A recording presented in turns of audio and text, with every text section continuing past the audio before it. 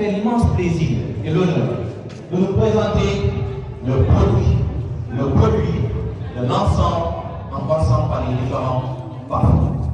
Bonjour les classes. Salam alaikum. Là, on va d'abord commencer par les parfums. On a des parfums huileux. Ça, on va d'abord le mettre sur le corps avant d'utiliser le tchouraï qui est là.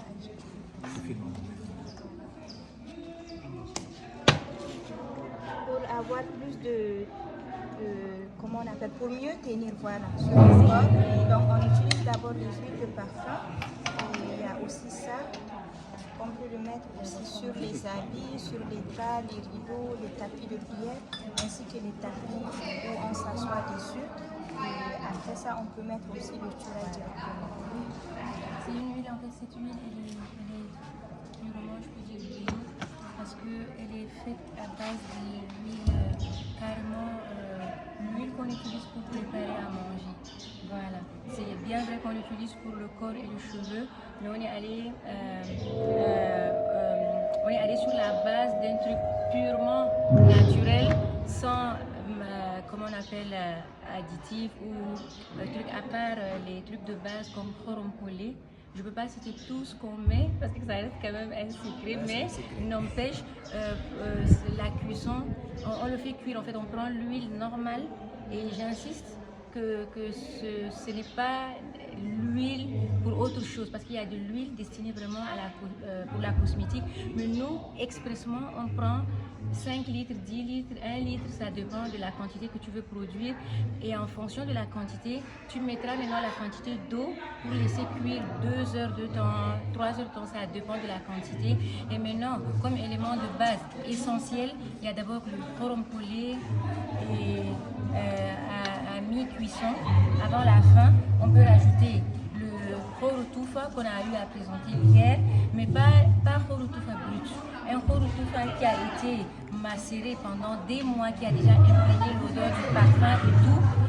On met dedans pour donner cette senteur légère, parce que le but aussi, ce n'est pas de le parfumer carrément.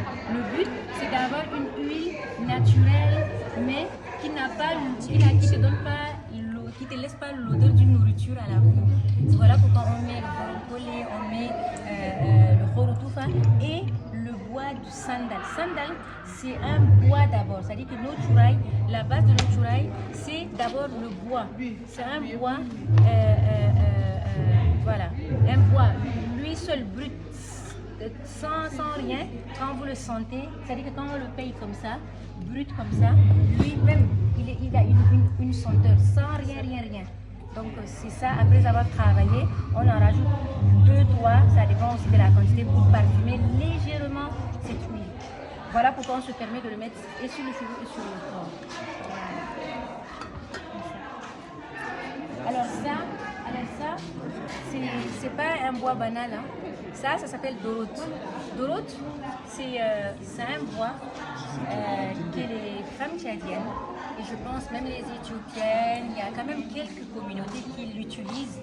On utilise ça pour faire de sauna traditionnel. Ça dégage de la fumée et on se couvre le corps. Donc c'est l'effet de la fumée et de la chaleur qui fait que le corps va commencer à transpirer et ça va faciliter le gommage. Donc ça, on l'utilise très souvent pour préparer le corps d'une femme quand elle doit aller en mariage. Voilà. Donc on lui pratique un gommage, mais ça c'est le pré-gommage, c'est-à-dire qu'on laisse, elle reste sur cette, je sais pas, sorte de sauna là. C'est un espace toujours dédié dans une maison. Dans certaines familles, chaque maison, vous avez un espace dédié à ça. Donc c'est comme un sauna, elle se couvre et tout, et ça permet après de préparer la peau. On essaie de pratiquer le gommage pour qu'après ça lisse la peau et tout, et en même temps, à force de le faire, si c'est sur une longue période, 1 semaine, 2 semaines, 3 semaines, ça dépend, on remarquera même le changement de la peau qui commence à avoir un éclat, mais naturel, sans rajouter quelque chose. Voilà, c'est un peu ça. Donc, tous les produits qu'on a, je peux dire que c'est des produits complémentaires. C'est-à-dire que quelqu'un peut posséder tout ça, ce n'est pas avoir plusieurs produits, mais c'est comme si c'est pour avoir une seule chose, genre compléter, c'est toute une gamme, exactement, compléter ton soin. Voilà, c'est un peu ça. Alors maintenant, ça c'est juste des accessoires de beauté. Quand tu as ces produits-là, c'est toujours beau et bon d'avoir des choses, voilà, ça varie de la taille et tout, mais on a amené que quelques échantillons pour permettre à certaines personnes aussi, s'ils veulent avoir ça chez eux en guise de décoration, ils peuvent l'avoir. Voilà. Donc, en tout cas, il y a de quoi discuter. Et ce que vous nous avez expliqué, Madame Damo, nous montre que nous n'avons rien à envier à Coco Chanel, nous n'avons rien à envier à Dior. Nous avons tout ici en Afrique, et surtout au Tchad. Là, vous nous avez montré des huiles qui sont 10 fois beaucoup plus puissantes que les huiles que nous achetons et que nous viennent d'ailleurs. Et là, je peux dire que ce sont des produits que, certes, les femmes peuvent utiliser, mais les hommes peuvent bien les utiliser.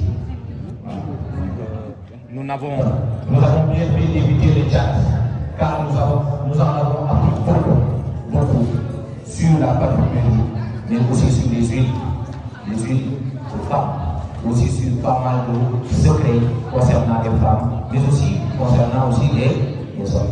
Merci beaucoup, Madame Damo, c'est un plaisir. Donc, on va vous montrer juste un dixième, j'ai dit un dixième de ce qui se trouve là. Nous n'allons pas tout vous montrer. Si vous voulez voir le reste, si vous voulez connaître ce qu'il y a cette fois, eh bien, venez à l'école à voir Nouvelle-Calédonie. On va à présent maintenant aller au stand de Longrich. Longrich qui est une entreprise où tu te soignes et tu gagnes de l'argent. Longrich qui est une entreprise où tu te soignes, tu fais ton commerce et tu gagnes de l'argent. Longrich où on gagne dans tous les côtés. Donc nous avons ici l'immense plaisir que les produits de Longrich soient présentés par Madame Balde. Madame Fatoumata Balde. D'accord. Donc par Madame Fatoumata Balde qui va nous présenter les produits de Longrich ici, qui sont exposés, ainsi qu'aussi les autres produits qui sont là. Et tout ça, c'est l'œuvre de ces dames de valeur, de ces dames battantes, de ces dames pour qui il n'y a pas d'excuse pour qu'une femme ne puisse pas se lancer dans l'entrepreneuriat. Madame Longrich, voilà, l'entreprise où on gagne dans tous les côtés, à tous les coups on gagne. Madame Dramé, veuillez nous présenter votre stand. C'est leader Madame Dramé. Je suis partenaire de Longrich, Machallah. Comme vous voyez, nous sommes dans le bio. Voilà, les plus bio, les produits, c'est des produits bio.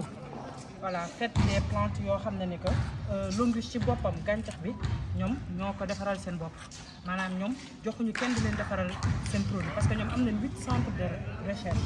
Voilà, am nañ benn nouveau bu nekk fii Niger yooyu yëpp te lii yëpp ngeen gis fii ñoom ñoo ko defaral seen bopp te ñoom yemuñu si defar seen produit ñoom kese dañuy defar ay yeneen produit yoo xam ne ni bokkul ak ñoom mooy comme Sansudine pâte Sansudine ñun ñëpp xam nañ ko pâte Sansudine seen pâte ba ci seen emballage entreprise Longrich moo koy defaral moo koy def batterie Sony entreprise Longrich moo koy def am na ay yeneen entreprise yu bëri yoo xam ne ni ñenn ñi seen yenn matières yi 50% moo koy defar yenn yi 100% moo koy defar mais yii ngeen gis fii nii yëpp yii c'est des produits Longrich comme bii ngeen gis bii nii café cordyceps la café cordyceps bi c'est sans caféine amul caféine te lu ci gën a neex café bi boo koy naan lépp luy fatiguement lépp loo xam ne ni que coono la wala ngay yëg yenn métit yi wala borom asma yi wala borom kii bi café bi baax na si ñoom day def lu bëri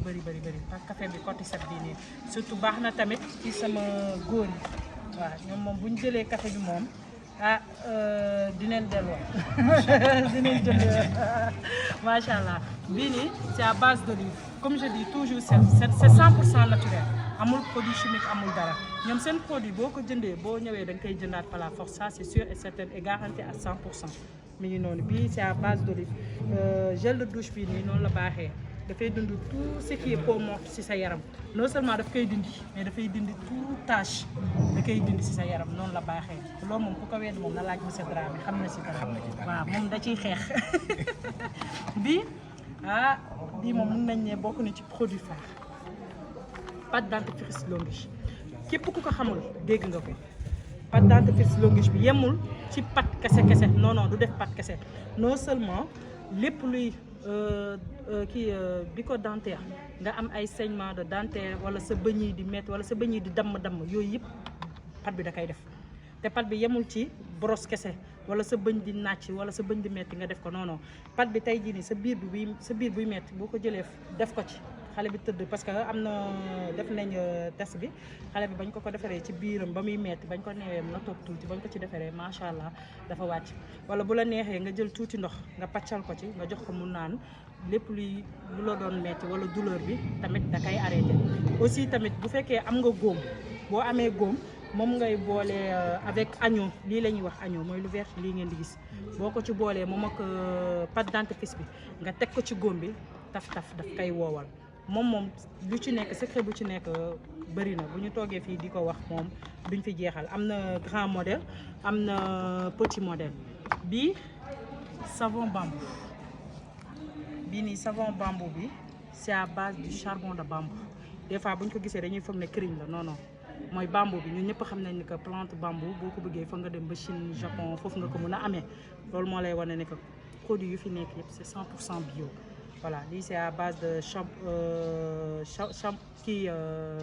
charbon de bambou voilà moom lañ ko defaree mais moom dafa baax aussi si ñoo xam ne comme tey suñu yenn jigéen yi nga xam ne dañoo laal hydroquinone ba mu xaw a yàq seen yaram yi wala ñu am ay heure wala am ay picc hormonal yi wala am ay picc wala dara bii da koy dindi da koy raxas ba mu set wicc tellement que bii dama ci am confiance ba damay ne des fois jëlal nga utiliser ko ba nga gis ci sa effet nga soog may fay sama xaalis parce que dama ci traité du benn du ñaar du ñett en passage di nuyu suñu leader Oumou Khayre voilà parce que traité na suñu bëri à Richard Toll macha allah moom la ñuy wax la dermatologue de Longich macha allah ma ngi koy nuyuwaale voilà bii déodorant Longich des fois dafay am ñoo xam ne dañuy naan ñoom duñu utiliser des déos parce que dañ ci allergie et tout man képp ku ma ne du ma utiliser déodorant dama lay naan am jëlal nga utiliser ko bu fekkee c'est bon nga soog may fay bu fekkee c'est pas bon nga delloo ma sama déo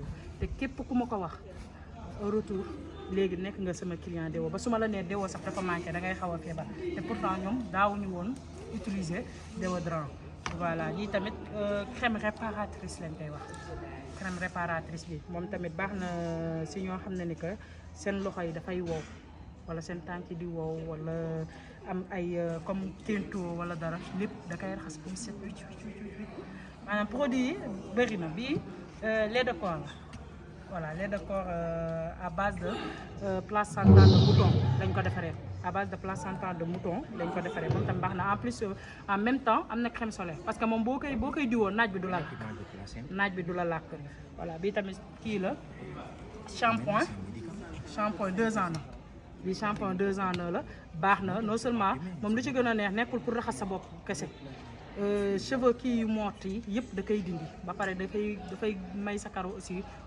volume da ka kay may moom tamit c'est quelque chose boo xam ne c'est extraordinaire. Il y a aussi le lait de corps collagène, il y a les brosses à dents, il y a la boîte à pharmacie qu'on dit le gobelet alcalin.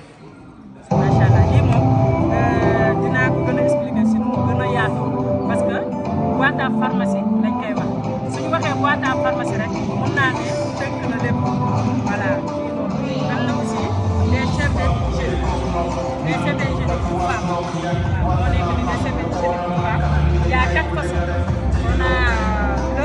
on a le rose, on a le vert, on a le mauve voilà il y a aussi les mauves maanaam donc su may wax seen produit mënuñu fa jóge parce que y a plus de 200 produits 2000 produits il y a plus de 2000 produits yoo xam ne su ma nekkee di leen limal su ma leen bëggee limal yëpp du fi pare en plus aussi c'est quelque chose boo xam ne ni c'est extraordinaire voilà merci.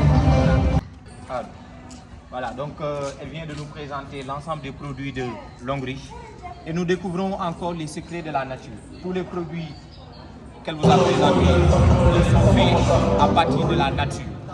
Tous ces dames nature. Et là, donc, on peut dire que ces produits ont été faits par Longrich de manière industrialisée. Les produits que nous achetons à l'extérieur, on les a avec Longrich. Et d'ailleurs, qui est une entreprise que tu peux rejoindre, prendre soin de ton corps, prendre soin de ta santé et prendre soin de ta poche. Il n'y a qu'une seule entreprise, qui est Madame Dramé.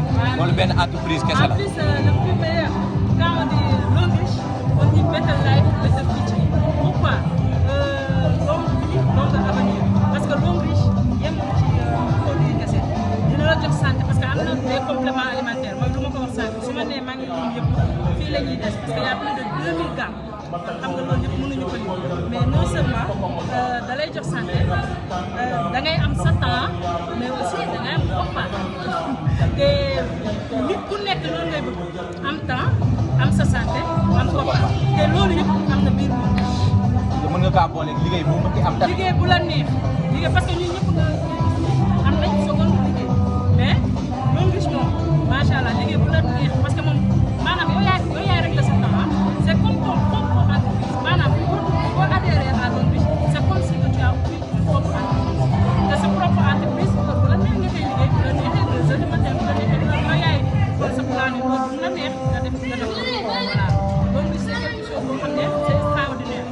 En plus aussi boo xam ne ni avenir boo xam ne ni aussi lu ci gën a neex mën nga ci préparer l'avenir de tes enfants parce que ñun tey jii nii képp ku fi am doom boo amee sa doom looy xalaat ñu ko compte banque voilà di ko dugal chaque fin du mois 5000 wala dara mais avec la société Longrich boo ci nekkee mën nga bâtir ton entreprise même celle de tes enfants te yow liggéey bi ngay liggéey ñoom en même temps yaa ngi leen di liggéeyal yaa ngi gagné ñoom ñu ngi gagné sa équipe mu ngi gagné macha allah voilà. donc ñu nekk millionnaire avant sax ñuy am 18 ans en plus aussi tey jii nii say doom mën nañ liggéey wala yow nga liggéey ba décrocher leen les bourses d'études MBA parce que Longrich dafay joxe des bourses d'études MBA à ses partenaires voilà MBA boo xam ne Chine la nekk une bourse d'études de 4 ans il y a 2 de nos partenaires ici Sénégal yoo xam ne ñoom ñoo ko gagné muy leader suñu big leader Sané ñu koy wax moom mi ngi jamaaset ak suñu big leader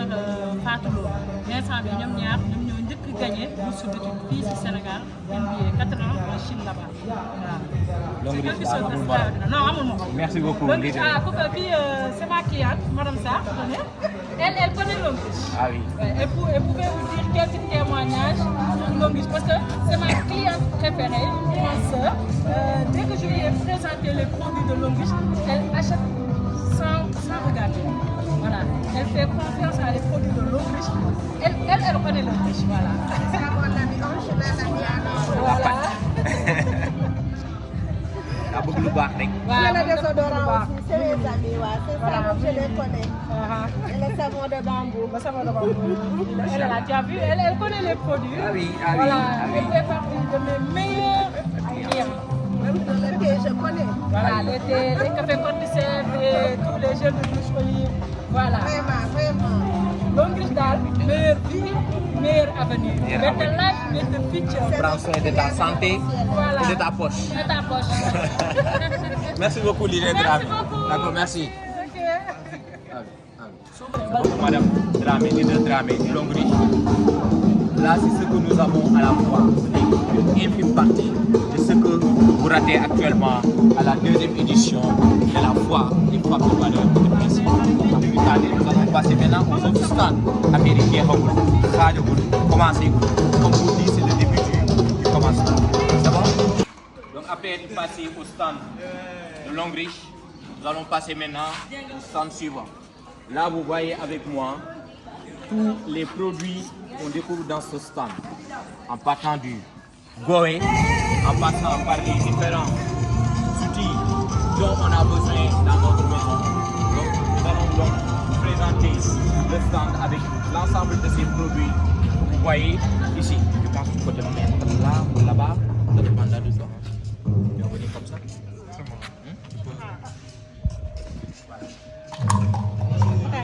Bonjour. Vous allez bien? Ça va, alhamdulillah. Madame Koulibaly. Oui, Mme Tabaski. D'accord, donc nous sommes au stand de Madame Koulibaly, ici à la foire Bassita. Bassita Shop. Madame Koulibaly, Bassita Shop. Donc ici à la deuxième édition de la foire des femmes de valeur et de principe. Elle va nous présenter donc ces produits qui sont vraiment divers et variés. Merci. Allez, bonjour. Vous êtes à la stand de Mme Tabaski, Madame Koulibaly, sous le nom de Baskita Shop. Voilà, c'est des produits ici venant d'Europe. Mais comme on a dit Fessel Sahar, c'est des produits. Ici, c'est des produits venant d'Europe. Il y a des produits traditionnels, modernes, traditionnels, des objets. Il y a divers produits, regardez bien, les produits. Parce que quand on dit commerce, il faut toujours faire étude du milieu. Nous avons le milieu, nous sommes là pour nous andil len ko. On a dit journée de la femme, ça, groupement de femmes, des femmes battantes, des femmes de valeurs et de principes dont je suis membre. Légui suñu objectif moy ñu valoriser nos ressources lo xamanteni bala nga koy outil fenen fekk ñun yor nañ ko ba paré xam nga mi ngi ni motax nak lepp lu joggé ci suñu biir réew mi ngi fi ñu nan ko 100 ans venant de la Casamance tunduku na ñepp xam nañ ko ci suñu tradition la bok digi jébi mi ngi non di balé lepp dal lo xamné rek ñun jigéen soxla nañ ko ci suñu biir kër lool yépp la tay andi ay sacoche. Parce que comme ci école la ñu nekk c'est une école, une grande école xale yi nekk fi il faut aussi ñu sóoraale leen xam nga moo tax daal mi ngi noonu daal lépp lu waay soxla ñu ngi nii ci les fêtes de fin d'année des jouets pour les enfants am na produit yoo xam ne nag ay produits yoo xam ne jógewuñ fii comme dama am ñoo xamante ni nekkuñu fii ñu ngi à l'extérieur dañ may yónnee des fois des produits venant de là-bas détergent yoo xamante ni waaw foo ko teg mu set nettoyé ba mu set ni moo nekk ni am na ay lave-vitre, lave-bois, des produits de linge yëpp daal satala mi ngi fi loolu moom xam nga des calebasses gis ngeen au fourneau mi ngi noonu daal Baskita Shop mi ngi noonu lépp lu jigéen war a soxla daal tey tasaareel naa leen ko ci foire di ñaan yàlla ñu teewe ko ay at yu bëri di ñaan yàlla may ñu une bonne fête de fin d'année ñu fekkee ay ati at génn ci 2025 ci jàmm ak salaam dugg ci 2026 yàlla may ñu une année boo xamante ni xéewal yokkute barke par sa grâce infinie daal incha allah rabbi ñu ngi leen di remercier yéen ñëpp di ñaan yàlla daal affaire bi egg ci jàmm wasalaam merci beaucoup. Merci beaucoup Baskita Shop. Comme ici, on a des produits pour la vaisselle. Nous avons même des ustensiles de grand-mère. Am nañ fi ay lay ak yeneen ay produits yoo xam ne sont encore les produits que nous utilisons pour envoyer des biens. Mais il y a d'autres aussi des produits dont nous avons besoin pour cette fin d'année. Il y a des jeux pour enfants, des insights, des bouilladiers, des yeux ci biir foire bi lay xewee ici à l'institution Alwa nouvelle Baskita Shop indi na leen lépp la ngeen di soxla ci fin d'année donc Alwa bi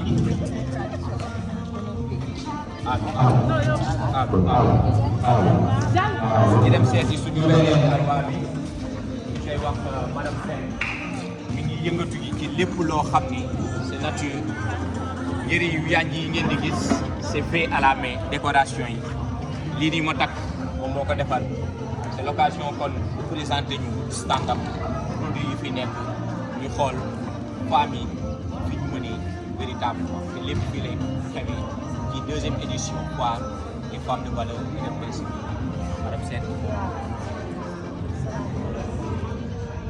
C'est Madame Sène Oulimata Guiro.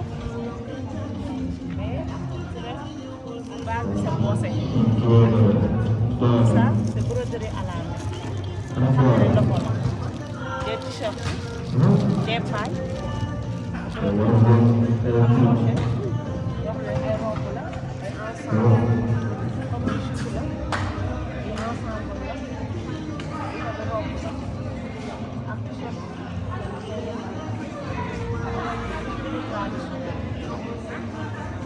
À la main.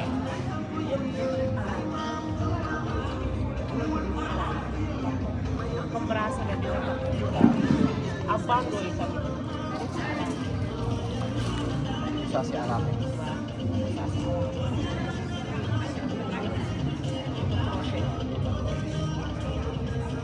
Dina ko plante naturelle la pour les femmes.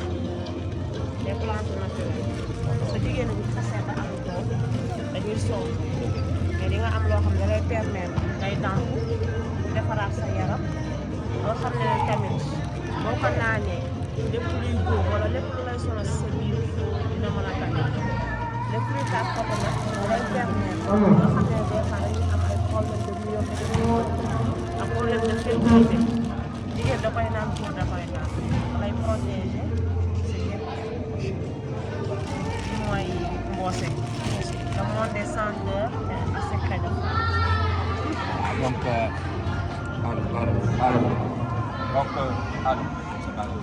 merci beaucoup Madame Bossé gis nañu lu am njëriñ ñu ñu présenté parce que décoration yi ngeen di gis bu bëri suñ ko gisee dañuy yaakaar ne machine moo ko defar mais loxo moo ko defar dem na ba ci li mu sol lépp moo ko defar ak loxoom te am na pas mal d'habillement yi nga xam ne jigéen ñi ñoo koy utiliser su ma nee jigéen ñi mooy jigéen ñi nekk ci néegu sëy lii lépp ci loxoom la ko defaree kon loolu mooy wane ne les femmes sont des artistes c'est pas pour rien foire bi ñu ne fësal sa art parce que képp koo xam ne day créer imaginer daal di koy matérialiser rek artiste la ñu ngi leen di delloo ñu ko ñu ngi leen di delloo ñu ko madame Sène Bossé vraiment li ñu présenté li ko am na solo soo leen gaawul nag mu jeex parce que ñu bëgg li baax ñu ci yoon bi di ñëw. Merci beaucoup madame.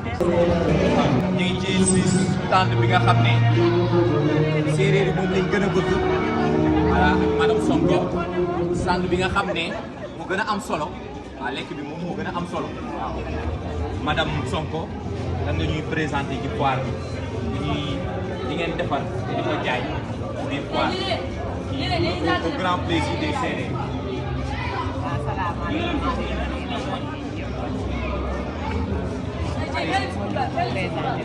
xam naa ne coin bi moom séeréer sama mbokk alpulaar yi ñoo ko bëgg moom waaw lii moom ay kii la risol la lii ay mini four la itam ni yëpp mini four lii keek la lii neem lii fataaya mu ngi nii boo xam ne moom doxantu nga ba xaw a xiif rek daal di ñëw fi ci coin bi rek nga ñëw ma defaral la nga lekk ba suur. lekk ba suur. waaw soo paree nga tegal ko ci jus. ma tegal ko ci jus bisaab ba ngi nii. ak boisson ngi nii ah. waaw dootul waxati dara de. nga tàngaloo ko ba mu tàng nga jox ko. foire bi daal ndekete ñàkkul dara. ñàkkul dara léppam lépp ci biir. macha allah. waaw merci beaucoup madame Sonko merci. ok.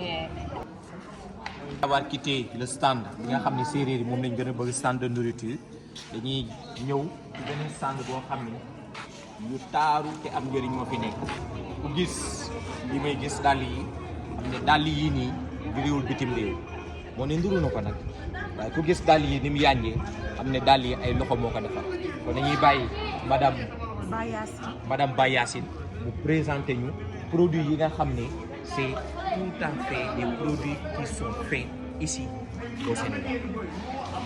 Assalamu alaikum. Ici c'est Yacine Shop, Yacine Kenya Shop.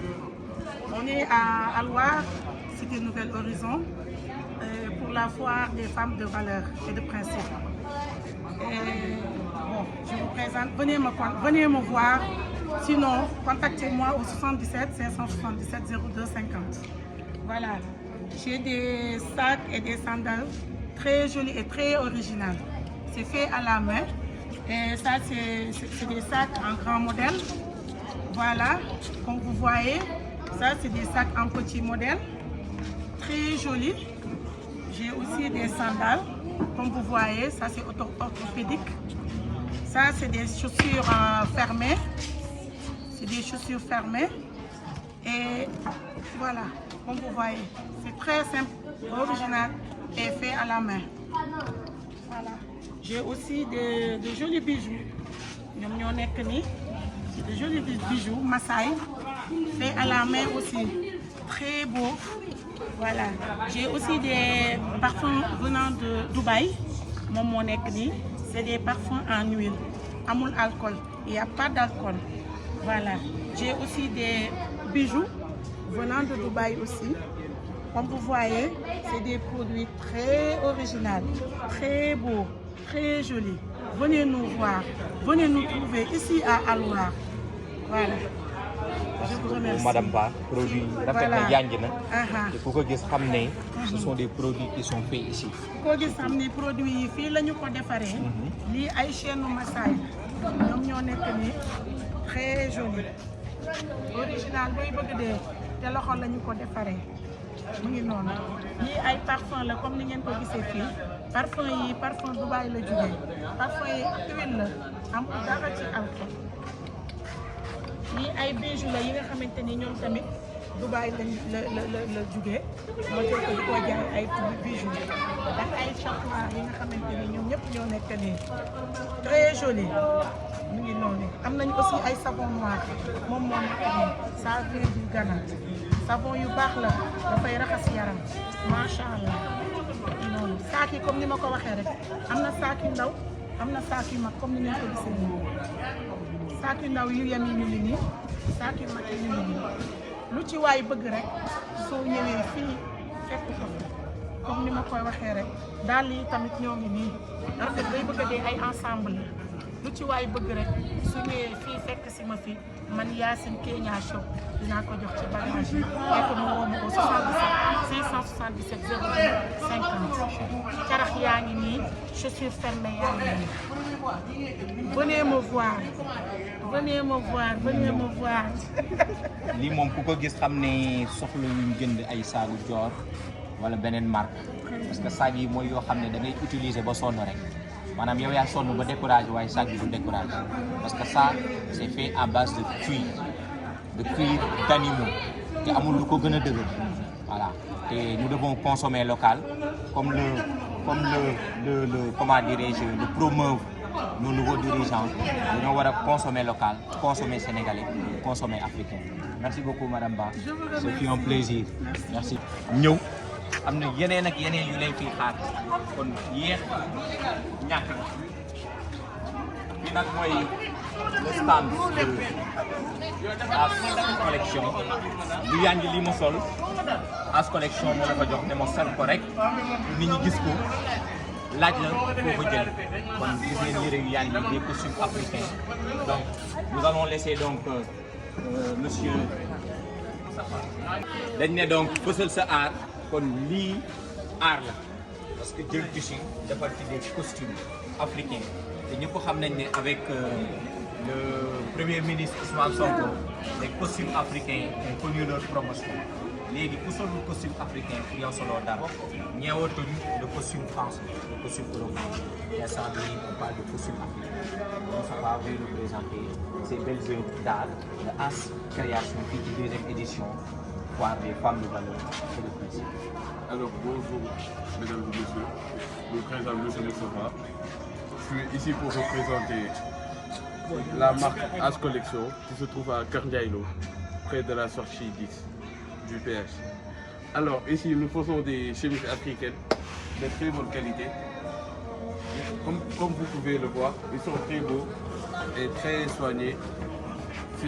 C'est du prêt à porter et on peut faire des tenues sur mesure pour vous, par commande. Ici, nous avons des ensembles de tenues africains, pantalons et le haut de la tenue. Ici, nous avons la couleur brun, la couleur gris, la couleur bleue et la couleur gris. Comme vous pouvez le voir, nous avons des motifs, c'est brodé. Et voilà quoi. Et là, c'est des costumes. Et là, c'est les costumes, voilà. Allez-y. Ici, c'est les costumes prêts à porter pour de grands événements. C'est pas cher. avec des pantalons. Il y a aussi des pantalons, mais les pantalons ne sont pas là.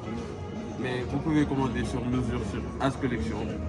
Et vous pouvez le prendre le numéro 78 300 67 50. Merci.